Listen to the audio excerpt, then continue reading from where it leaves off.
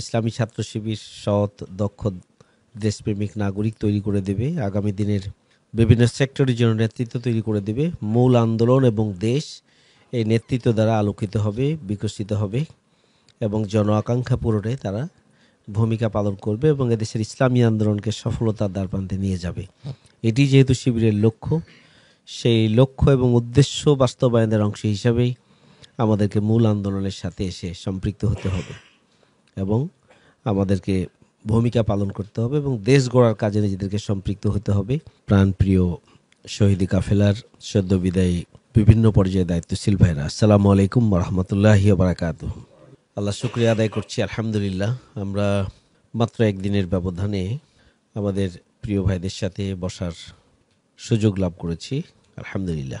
রাসূল করিম সাল্লাল্লাহু আলাইহি ওয়াসাল্লামের প্রতি দুরূদ ও সালাম বর্ষিত হোক, সাল্লাল্লাহু আলাইহি ওয়াসাল্লাম। ইসলামী ছাত্র শিবির আমাদের প্রাণের ঠিকানা। ইসলামী ছাত্র শিবিরের সাথে এবং ইসলামী ছাত্র শিবিরের তত্ত্বাবধানে আমরা যারা বেড়ে উঠেছি, আমরা আমাদের অবস্থান যেখানেই হোক না কেন সবসময় ইসলামী ছাত্র শিবিরকেই আমরা ধারণ করি, ইসলামী ছাত্র শিবিরকেই আমরা অনুভব করি। আমাদের অস্তিত্ব এবং আমাদের ঠিকানা হিসেবে ইসলামী ছাত্র শিবিরকেই আমরা সবসময় সামনে রেখে থাকি এবং আমরা সেভাবেই নিজেদেরকে চিন্তা করতে অভ্যস্ত হয়েছি। স্বাভাবিকভাবেই শিবিরের মতো এই পবিত্র কাফেলা, যেখানে ভ্রাতৃত্বের বন্ধন, ভালোবাসা, সম্প্রীতি, সৌহার্দ্য এবং যেখানকার অন্তরের সাথে একাকার হয়ে আছে সুখ, দুঃখ, ভালো লাগা, মন্দ লাগা, ভালোবাসা, চ্যালেঞ্জ এবং জীবনের স্বপ্ন, যে ইসলামী ছাত্র শিবিরকে কেন্দ্র করে সেখান থেকে নিজেদেরকে আলাদা ভাবা বা আলাদা চিন্তা করার অবকাশ আমাদের নেই। মনে হয় আমি আমার অস্তিত্ব হারিয়ে ফেলছি, মনে হয় যে আমি একাই হয়ে গেলাম, মনে হয় যে আমি অস্তিত্বহীন। সব মিলিয়ে একটা অন্তরের হাহাকার এবং শূন্যতা বিরাজ করে এবং আমি বিদায় নেওয়ার সময় আমি যেটা অনুভব করেছি তার আগের সেই অনুভব আর বিদায়ের অনুভব একরকম নয়। আজকে যারা তোমরা বিদায় নিয়েছো, তোমাদের যে অনুভূতি, তোমাদের যে বেদনা এবং তোমাদের যে হাহাকার, এটা একমাত্র তোমরাই উপলব্ধি করতে পারছো। যেহেতু আমরা এই ব্যাপারে অভিজ্ঞ, অর্থাৎ আমরা আগে বিদায় নিয়েছি এবং আমাদের অন্তরের কষ্টটা সেটিও যেহেতু আমাদের অভিজ্ঞতা আছে, সুতরাং এটা আমরা অনুভব করি। কিন্তু ঠিক বিদায়ের আগ পর্যন্ত এটা এখন আমরা যেভাবে ফিল করি সেভাবে ফিল করাটা অনেক কঠিন। যেহেতু ইসলামী ছাত্র শিবিরে স্থায়ীভাবে থাকার জায়গা নয়, ইসলামী ছাত্র শিবির সৎ, দক্ষ, দেশপ্রেমিক নাগরিক তৈরি করে দেবে। আগামী দিনের বিভিন্ন সেক্টরের জন্য নেতৃত্ব তৈরি করে দেবে। মূল আন্দোলন এবং দেশ এই নেতৃত্ব দ্বারা আলোকিত হবে, বিকশিত হবে এবং জন আকাঙ্ক্ষা পূরণে তারা ভূমিকা পালন করবে এবং এদেশের ইসলামী আন্দোলনকে সফলতার দ্বারপ্রান্তে নিয়ে যাবে। এটি যেহেতু শিবিরের লক্ষ্য, সেই লক্ষ্য এবং উদ্দেশ্য বাস্তবায়নের অংশ হিসাবেই আমাদেরকে মূল আন্দোলনের সাথে এসে সম্পৃক্ত হতে হবে এবং আমাদেরকে ভূমিকা পালন করতে হবে এবং দেশ গড়ার কাজে নিজেদেরকে সম্পৃক্ত হতে হবে। এটাই অনিবার্য বাস্তবতা। তারই ধারাবাহিকতায় তোমাদের বিদায় হয়েছে এবং মূল আন্দোলন জামাত ইসলামীর সাথে তোমরা এখন থেকেই সক্রিয় এবং স্বতঃস্ফূর্তভাবে আন্তরিকতা নিয়ে মূল আন্দোলনের তথা ছাত্র আন্দোলনের যে শিক্ষা, সেই শিক্ষাকে ধারণ করেই তোমরা এগিয়ে যাবা, এটি আমাদের প্রত্যাশা। পাশাপাশি আমরাও সেই শূন্যতা পূরণে যাতে অংশীদার হতে পারি, সেই জন্য আমরাও আপনাদের পাশে আছি এবং খুব কার্যকরভাবে আপনাদের পাশে থাকবো ইনশাআল্লাহ। ইনশাআল্লাহ। শুধু রিজেকের ব্যাপারে একটা কথা বলবো, সেটি হচ্ছে আল্লাহ রাব্বুল আলামিন বলছেন, অমাইয়াত্তাকিল্লাহা ইয়াজআল লাহু মাখরাজান ওয়া ইয়ারযুকহু মিন হাইসু লা ইয়াহতাসিব ওয়া মাইয়াতাওয়াক্কাল আলাল্লাহ ফাহুয়া হাসবুহু ইন্নাল্লাহা বালিগু আমরিহি কাদ জাআলাল্লাহু লিকুল্লি শাইইন কাদর। যে ব্যক্তি আল্লাহকে ভয় পায়, আল্লাহ তাকে জটিলতা থেকে, মুসিবত থেকে, পেরেশানি থেকে উদ্ধার করেন। এটা ক্রেনের ভূমিকা পালন করে আল্লাহর ভয়।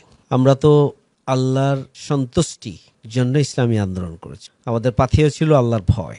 সুতরাং আমাদের অন্তরের যে পেরেশানি, এই সময়ের জন্য যে আমি ছাত্র অঙ্গনে ছিলাম, মূল অঙ্গনে এসে আমার আন্দোলনের সাথে একীভূত হওয়া, আমার পারিবারিক জীবন শুরু করা, আমার রিজিকের সন্ধান, একটা সম্মানজনক ব্যবস্থা করা, আমার পারিবারিক সমস্যা সমাধানের জন্য নিজেকে সম্পৃক্ত করা বা অবদান রাখার এই যে পেরেশানি, এই পেরেশানির ব্যাপারে আমি বিশ্বাস করি যে যেহেতু আমরা আমাদের অন্তরে আল্লাহর ভয়কে লালন করে আল্লাহর সন্তুষ্টির জন্যেই একামাতে দিনের এই মহান কাফেলার সাথে এতদিন ছিলাম এবং আবারও আমরা মূল আন্দোলনের সাথে নিজেকে একীভূত করে কাজ করার সিদ্ধান্ত নিয়েছি এবং আমরা প্রতিশ্রুতিবদ্ধ যে আমরা এই আন্দোলনকে এগিয়ে নেওয়ার জন্য ভূমিকা রাখব। সুতরাং আমি বিশ্বাস করি যে যে শর্ত আল্লাহ দিয়েছেন সেই শর্ত আলহামদুলিল্লাহ আপনাদের মধ্যে আছে এবং আল্লাহ আপনাদের পেরেশানি দূর করে দিবেন ইনশাআল্লাহ। আল্লাহ রাব্বুল আলামিন বলছেন ওয়ারযুকহু মিন হাইসু লা ইয়াহতাসিব, তাদেরকে আল্লাহ এমন অবস্থান থেকে রিজিক দান করেন,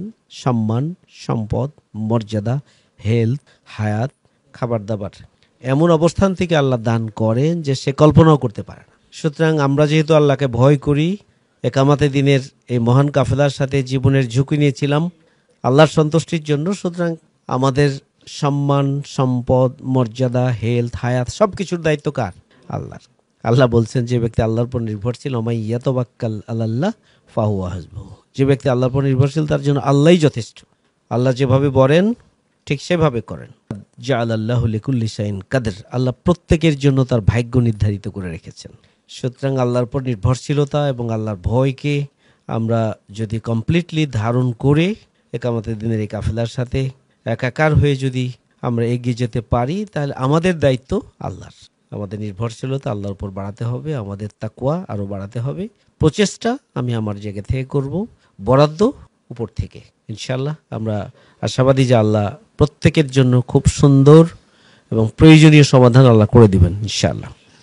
এর পাশাপাশি প্রচেষ্টা তো করতে হয়, আপনি আপনার প্রচেষ্টা চালাবেন, সেই প্রচেষ্টার সাথেও আমরা থাকব ইনশাআল্লাহ।